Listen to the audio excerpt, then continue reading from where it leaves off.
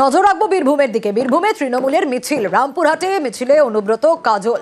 কেন্দ্রের বিরুদ্ধে বঞ্চনার অভিযোগে মিছিলে কোর কমিটির সদস্যরা। দেখাচ্ছি সেই ছবি, তৃণমূলের মিছিল, রামপুরহাটে মিছিল, যেখানে অনুব্রত মণ্ডল, কাজল শেখ রয়েছেন।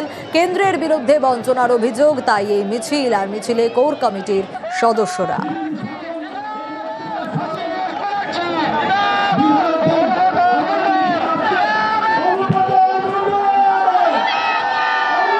যে ছবি আপনাদের দেখাচ্ছি, রামপুরহাটের ছবি আপনারা দেখছেন, এবং মিছিলে তৃণমূলের কর্মী সমর্থকরা তো রয়েছেন অনুব্রত মণ্ডল, কাজল শেখ, ছবি দেখতে পাচ্ছেন আপনারা। শুধু তাই নয়, রয়েছেন কোর কমিটির সদস্যরা। কিন্তু কি কারণে এই মিছিল?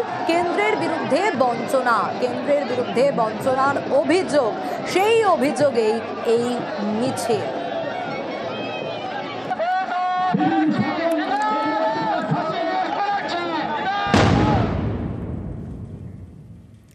আলিপুরদুয়ারে নজর রাখবো, কারণ এবার আলিপুরদুয়ার শহরে মাস্টার প্ল্যান।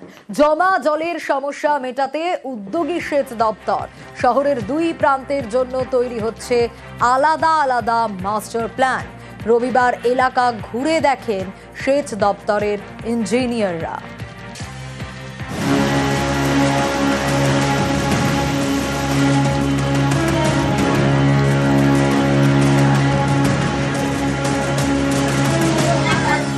বৃষ্টি হলেই রাস্তায় জল, ঘরেও জল, চরম দুর্ভোগ। আলিপুরদুয়ার শহরের এই জল যন্ত্রণার ছবি বদলাতে উদ্যোগী সেচ দপ্তর।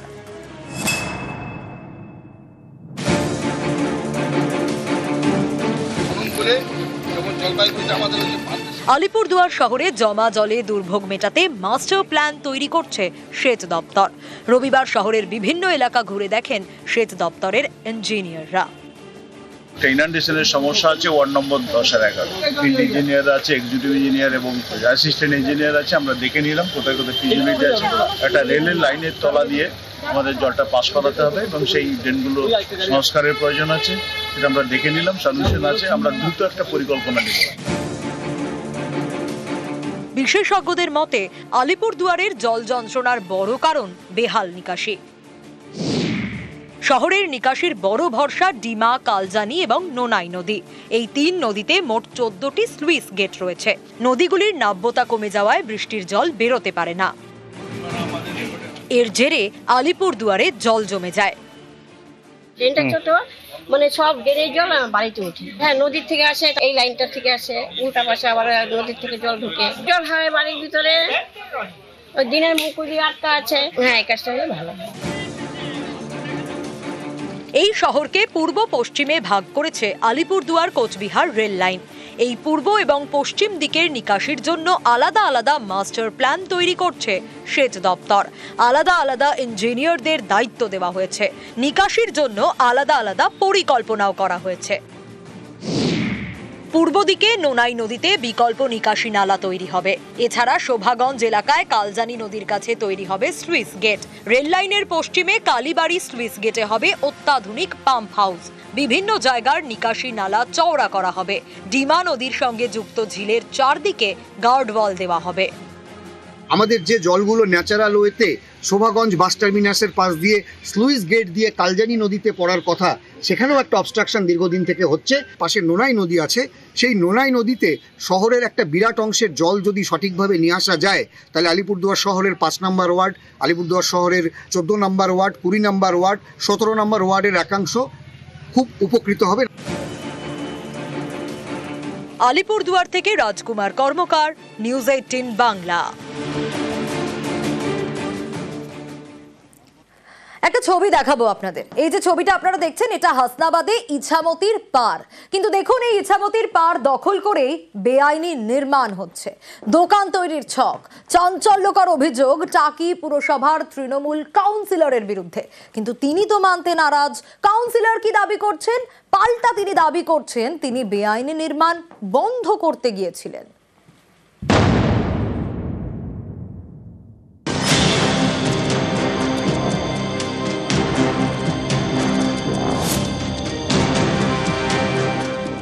দখল হয়ে গিয়েছে নদীর পাড়, সেখানেই কংক্রিটের নির্মাণ। উত্তর 24 পরগনার হাসনাবাদে টাকি পুরসভা। এখান দিয়ে বয়ে গিয়েছে ইছামতি নদী। নদীর পাড়ে পুরনো খেয়াঘাট। এই খেয়াঘাট থেকে সুন্দরবনের বিভিন্ন জায়গায় নৌকা যাতায়াত করে। দুর্যোগের সময় জলপথে সুন্দরবনের প্রত্যন্ত এলাকায় ত্রাণ পৌঁছতে বড় ভরসা। এমন একটি খেয়াঘাটের পাশে নদীর পাড় দখল করে কংক্রিটের নির্মাণ, দোকান তৈরির ছক। অভিযোগ, টাকি পুরসভার তৃণমূল কাউন্সিলর মনোরঞ্জন পাত্র এই বেআইনি নির্মাণ করেছেন। শনিবার তিনি পুরনো খেয়াঘাটে যান, তখন স্থানীয়রা বিক্ষোভ দেখান। বন্ধ হয়ে যায় কাজ।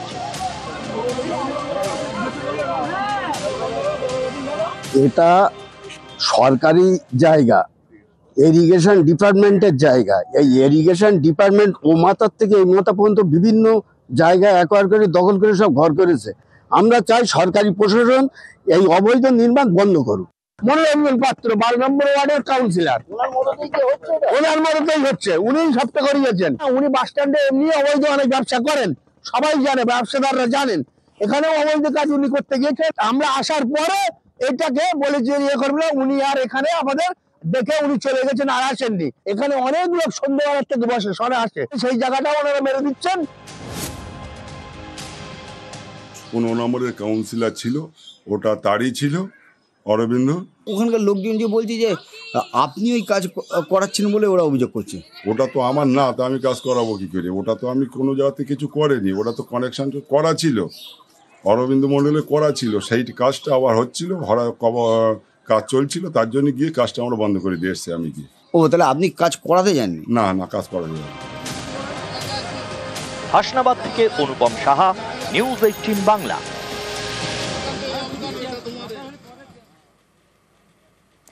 আর জেলা থেকে সরাসরিতে এবার ওয়েদারের দিকে নজর রাখতেই হবে। দক্ষিণবঙ্গে রোদ বৃষ্টির খেলা, উত্তরের আকাশ মেঘলা, বর্ষা আসছে, আবার এবার একটু আগেই আসছে।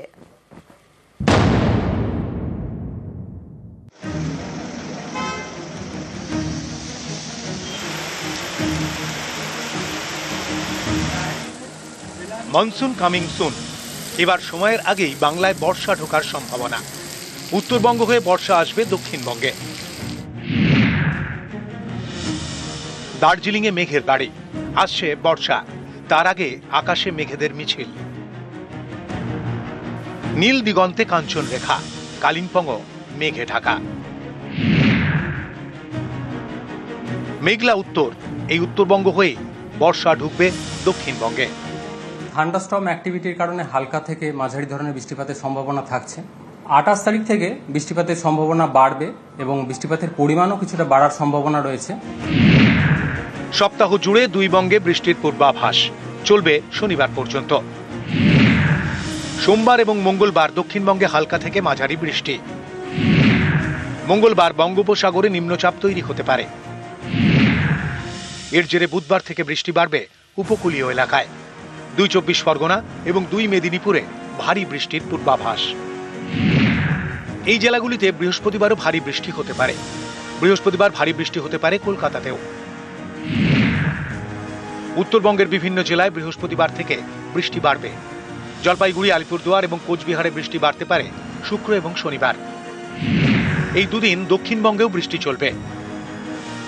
এদিনই দক্ষিণবঙ্গের বেশ কয়েকটি জেলায় বৃষ্টি হয়, কোথাও গুঁড়ি গুঁড়ি, কোথাও ঝমঝমিয়ে। সকাল থেকে মেঘলা আকাশ, মাঝে মাঝে অল্প স্বল্প বৃষ্টি। খামখেয়ালি উত্তর 24 পরগনা, কখনো ঝলমলে রোদ, কখনো ঝমঝমিয়ে বৃষ্টি। বাঁকুড়ায় কখনো রোদের জন্য ছাতা, কখনো বৃষ্টিতে ছাতা। পশ্চিম বর্ধমানের জায়গায় জায়গায় রবিবার বৃষ্টি হয়। এই যেমন দুর্গাপুর, সকাল থেকে রোদ, বেলা বাড়তেই বৃষ্টি। এক ধাক্কায় তাপমাত্রা নেমে যায় 30 ডিগ্রির নিচে। নিউজ 18 বাংলা।